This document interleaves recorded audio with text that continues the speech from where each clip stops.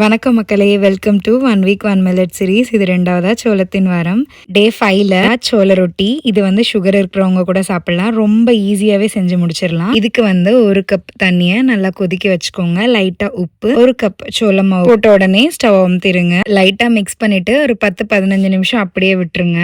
நல்லா சூடு ஆறுனதுக்கு அப்புறம் நல்லா பிசைஞ்சு எடுத்துட்டு நிறைய மாவு போட்டுக்கோங்க. ஃபர்ஸ்ட் கையால அமுத்திட்டு அதுக்கப்புறமா சப்பாத்தி தேய்க்கிற கட்டையை வச்சு லைட்டா மட்டும் அமுத்தி தேய்ங்க. நல்லா வந்துடும்.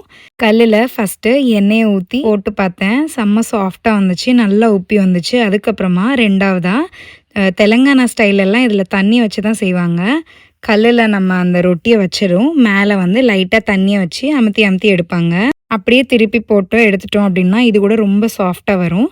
ஆனால் இது அவ்வளோ டேஸ்ட் இருக்காது. நம்ம கூட தொட்டுக்கிற குழம்பு வச்சு தான் நம்ம சாப்பிட்ற மாதிரி இருக்கும். ஆனால் ஹெல்த்துக்கு ரொம்ப நல்லது. கண்டிப்பாக ட்ரை பண்ணி பாருங்கள். அருமையாக சுவைப்போம், ஆரோக்கியமாக வாழ்வோம். பாய்.